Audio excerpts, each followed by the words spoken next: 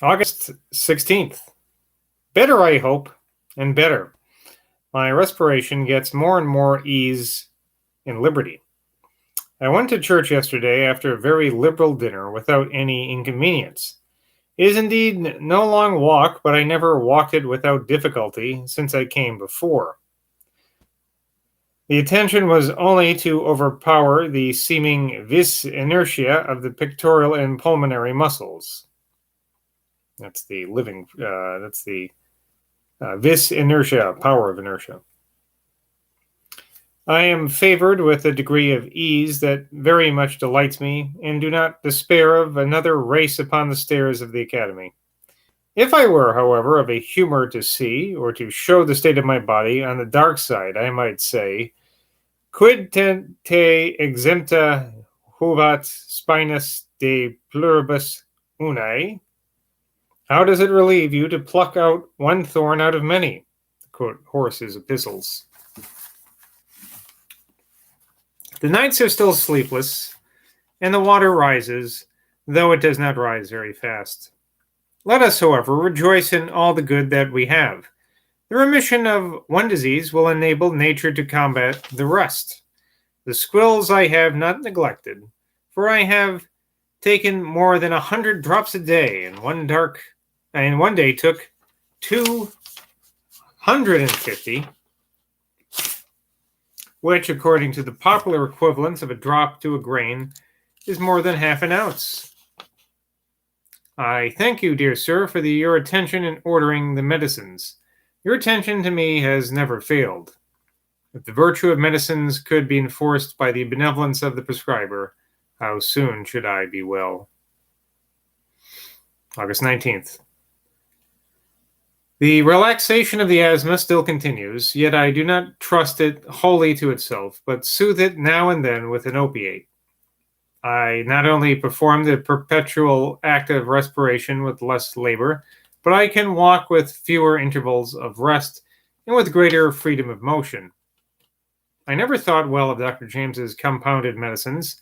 His ingredients appeared to me sometimes ineffectuous and trifling, and sometimes heterogeneous and destructive of each other. This prescription exhibits a composition of about 330 grains, in which there are 4 grains of emetic tartar and 6 drops of the thebaïc tincture. He that writes thus surely writes for show.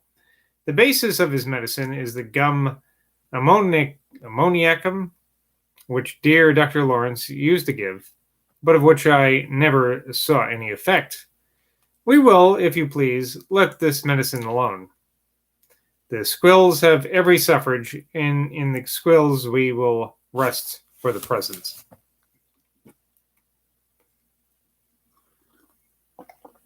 August 21st. The kindness which you show by having me in your thoughts upon all occasions will, I hope, always fill my heart with gratitude. Be pleased to return my thanks to Sir George Baker for the consideration which he has bestowed upon me. Is this the balloon that has been so long expected, this balloon to which I subscribed, but without payment? It is pity that philosophers have been disappointed, and shame that they have been cheated. But I know not well how to prevent either. Of this experiment I have read nothing. Where was it exhibited? And who was the man who ran away with so much money? Continue, dear sir, to write often and more at a time, for none of your prescriptions operate to their proper uses more certainly than your letters operate as cordials. Now, you think they'd have a footnote to explain what this balloon thing he's talking about is, but they don't. August 26th. I suffered you to escape last post without a letter, but you are not to expect such indulgence very often, for I write not so much because I have anything to say, as because I hope for an answer. And the vacancy of my life here makes a letter of great value. I have here little company and little amusement, and thus abandoned to the contemplation of my own miseries, I am sometimes gloomy and depressed. This too I resist as I can, and find opium, I think, useful, but I seldom take more than 1 grain.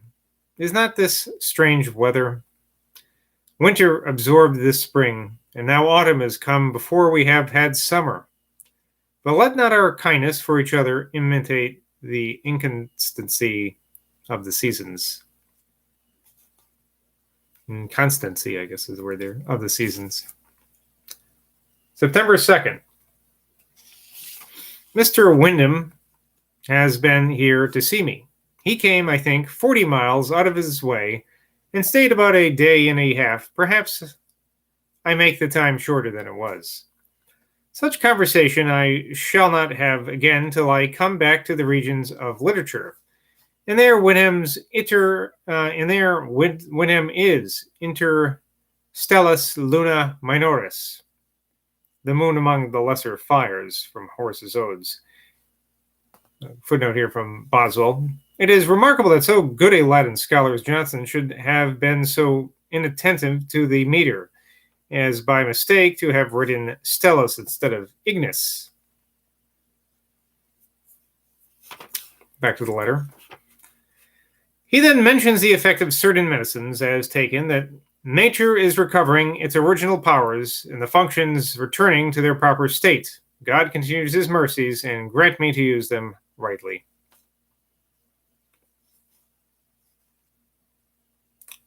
September 9th.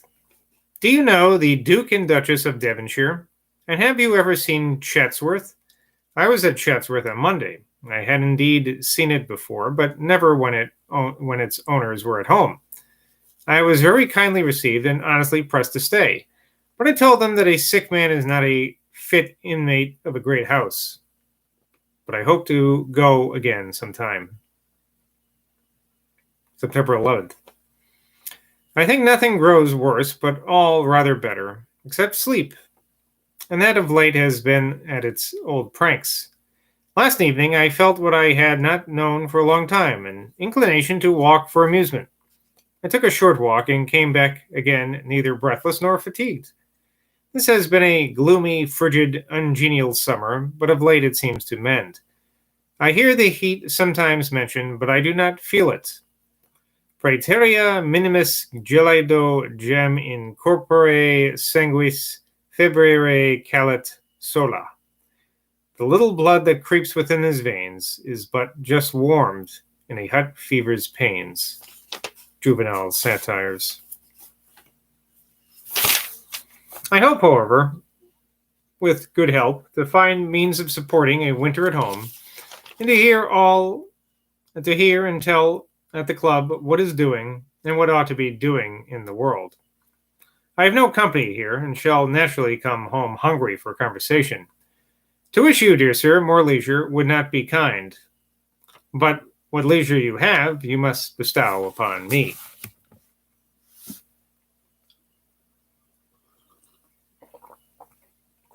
September 16th. I have now let you alone for a long time, having indeed little to say. You charge me somewhat unjustly with luxury. At Chatsworth you should remember that I have eaten but once, and the doctor with whom I live follows a mixed milk diet. I grow no fatter, though my stomach, if it be not disturbed by physics, never fails me. I now grow weary of solitude and think of removing next week to Lichfield, a place of more society, but otherwise of less convenience. When I am settled, I shall write again. Of the hot weather that you mentioned, we have not had in Derbyshire very much, and for myself, I seldom feel heat, and suppose that my frigidity is the effect of my distemper, a supposition which naturally leads me to hope that a hotter climate may be useful. But I hope to stand another English winter. Lichfield, September 29th. On one day I had 3 letters about the air balloon. Yours was far the best, and has enabled me to impart to my friends in the country an idea of this species of amusement. In amusement, mere amusement, I am afraid it must end, for I do not find that its course can be directed so as that it should serve any purpose of communication. and it can give no new intelligence of the state of the air at different heights till they have ascended above the height of mountains, which they seem never likely to do. I came hither on the 27th. How long I shall stay, I have not determined. My dropsy is gone, and my asthma much remitted, but I have felt myself a little declining these 2 days, or at least today. But such vicissitudes must be expected. One day may be worse than another, but this last month is far better than the former. If the next should be as much better than this, I shall run about the town on my own legs. October 6th. The fate of the balloon I do not much lament. To make new balloons is to repeat the jest again. We now know a method of mounting into the air, and I think are not likely to know more. The vehicles can serve no use till we can guide them, and they can gratify no curiosity till we mount with them to greater heights than we can reach without, till we rise above the tops of the highest mountains, which we have yet not done. We know the state of the air in all its regions to the top of Tenerife, and therefore learn nothing from those who navigate a balloon below the clouds. The first experiment, however, was bold and deserved applaud and reward. But since it has been performed and its event is known, I had rather now find a medicine that can ease an asthma.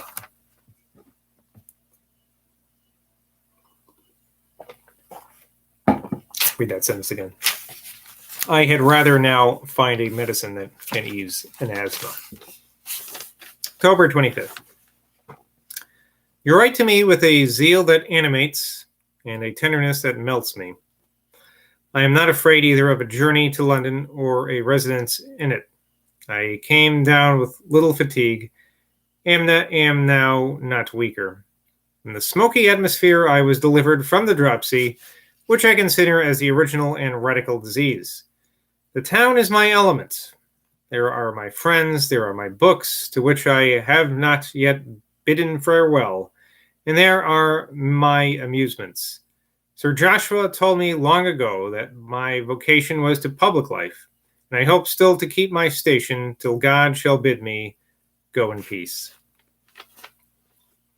There's a footnote here about the town is my element. His love of London continually appears. In a letter from him to Mrs. Smart, wife of his friend and the poet, which is published in a well-written life of him, prefixed to an edition of his poems in 1791, there is the following sentence. To one that has passed so many years in the pleasures and opulence of London, there are few places that can give much delight. Once upon reading that line in the curious epitaph quoted in The Spectator, born in New England, did in London die, he laughed and said, I do not wonder at this. It would have been strange if, born in London, he had died in New England. Oh, that's a burn. Burn in my my town here. That's okay. I'm cool with that, Johnson. To Mr. Hoole. Ashbourne, August 7th. Since I was here, I have 2 little letters from you, and have not had the gratitude to write.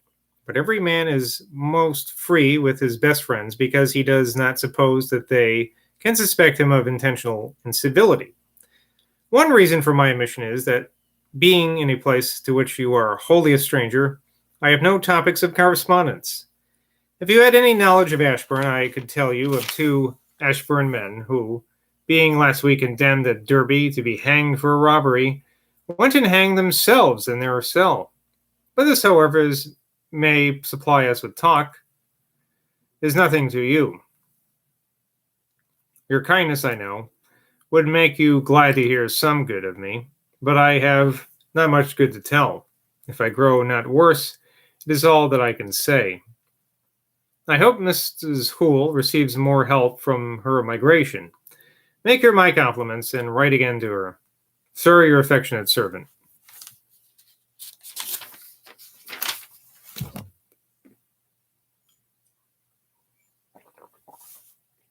August 13th. I thank you for your affectionate letter. I hope we shall both be the better for each other's friendship, and I hope we shall not very quickly be parted. Tell Mr. Nichols that I shall be glad of his correspondence when his business allows him a little remission, though to wish him less business that I may have more pleasure would be too selfish. To pay for seats at the balloon is not very necessary, because in less than a minute they who gaze at a mile's distance will see all that can be seen. About the wings I am of your mind. They cannot at all assist it, nor, I think, regulate its motion. I am now grown somewhat easier in my body, but my mind is sometimes depressed.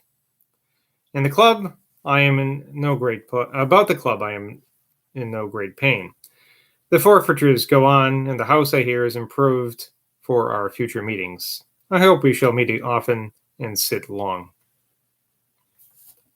September 4th. Your letter was indeed long in coming, but it was very welcome. Our acquaintance has now subsisted long, and our recollection of each other involves a great space and many little occurrences which melt the thoughts to tenderness. Write to me, therefore, as frequently as you can. I hear from Dr. Brocklesby and Mr. Ryland that the club is not crowded. I hope we shall enliven it when winter brings us together. And I think I'll just end with the first of the Burney letters. To Dr. Burney, August 2nd. The weather, you know, has not been balmy. I am now reduced to think, and am at last content to talk of the weather. Pride must have a fall.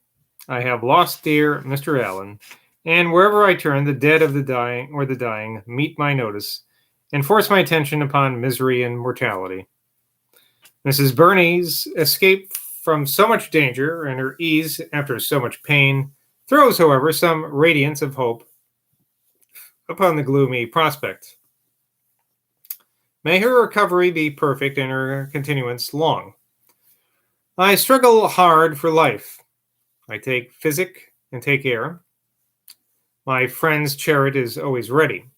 We have run this morning 24 miles and could run 48 more. But who can run the race with death? Who indeed can run the race with death? Well, I like all this.